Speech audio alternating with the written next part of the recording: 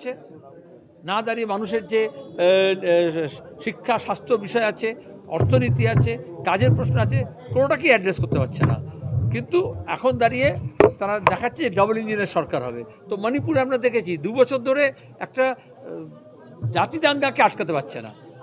সেখানে দাঁড়িয়ে এই কে কার জামাই ষষ্ঠী করলো, কে কার বউকে নিয়ে পালালো, তোমরা এইসবের থেকে ওপরে ওঠো না। ব্যক্তিগত বিষয় নয় রাজনীতিটা অনেক বড় প্রশ্ন, আইনের শাসনের প্রশ্ন, মানুষের নিরাপত্তার প্রশ্ন, গণতান্ত্রিক অধিকারের প্রশ্ন। খেয়ে পড়ে বেঁচে মাথার ওপরে একটা ছাদ থাকুক, নিরাপদ আশ্রয় থাকুক, সেটা হচ্ছে রাজনীতি। এক্ষেত্রে সুকান্ত মজুমদার বলছেন সিপিএম, কংগ্রেস এবং তৃণমূল এরা গোটা ভারতকে হিন্দু সংখ্যালঘু করার চেষ্টা করছে এবং মুসলিমকে সংখ্যাগরিষ্ঠ করার চেষ্টা করছে।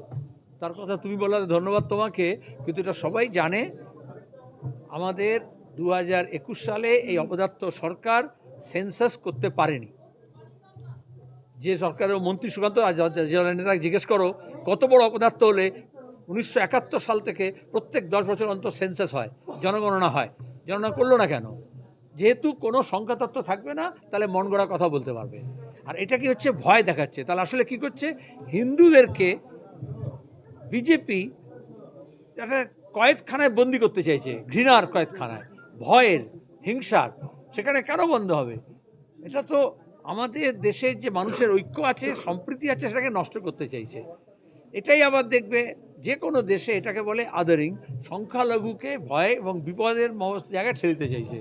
এটা যেটা করছে সুকান্ত বা বিজেপি যখন বলছে এটা হিন্দুদের জন্য যত না বলছে, এটা হিন্দু হিন্দু করে আসলে মুসলমানদের বলছে যে তোমরাও সব তৃণমূলের দিকে চলে যাও। এইটাই বিভাজনের রাজনীতি। আজকে এখানে যে সমস্ত হিন্দু ভোটারের নাম ভোটার কার্ড থেকে বাদ গেছে তাদেরকে অমিত শাহ আশ্বস্ত করছে যে এনআরসিতে আবেদন করুন, দেখে নেব। এবং বিটান অধিকারীর স্ত্রী তার এই যে ভোটার কার্ড, তার নাগরিকত্ব ফিরিয়ে দেওয়ার, নাগরিকত্ব দেওয়ার কথা, সেটাও তিনি বললেন উদাহরণস্বরূপ। এই তো এই বিজেপিতে এই অবস্থা করেছে। তোমার কাছে প্রশ্ন করতে হচ্ছে নাগরিকতার প্রশ্ন কেন হিন্দু মুসলমান ভিত্তিক হচ্ছে? দেশের নাগরিক ধর্মভিত্তিক তো হয় না।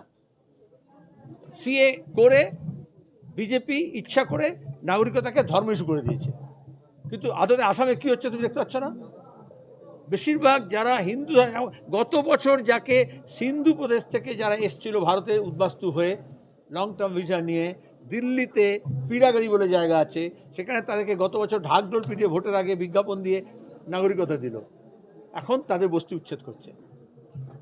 তাহলে এদের তো হচ্ছে এটা ডাইকটমি, এটাই তো দুমুখ নীতি। তারা একটা ভয়ের বাতাবরণ তৈরি করছে আর বলছে আমি তোমাদের বাঁচিয়ে দেবো।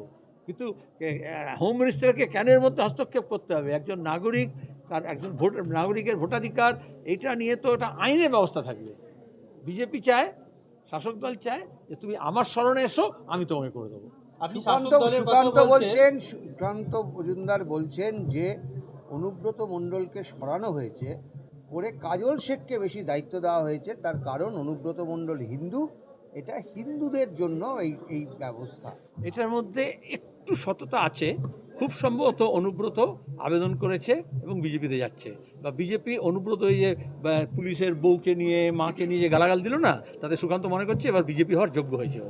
তাই এই কারণেই আচ্ছা, কিন্তু তাহলে কি হবে? কয়লা পাচার এইগুলো তো প্রচুর আছে, তাদের কি যত তার আসলে কি হয়েছে? শুভেন্দুকে বিজেপি নেতার নাম বলবো? তৃণমূলে যারা চুরি করলো, পকেট ফাঁক করলো, লুট করলো মানুষকে, তারা গিয়ে সাধু হয়ে গেল, গেরুয়া বসন ধরে নিয়ে বিজেপি হয়ে গেল। তাহলে যতগুলো এই গরু পাচার, কয়লা পাচার, বাড়ি পাচার, খুন, জখম, ধর্ষণ, চিটফান্ড, তারপরে তার আশ্রয়স্থল হচ্ছে বিজেপি। পশ্চিমবঙ্গে তো বিজেপির নতুন কি আছে?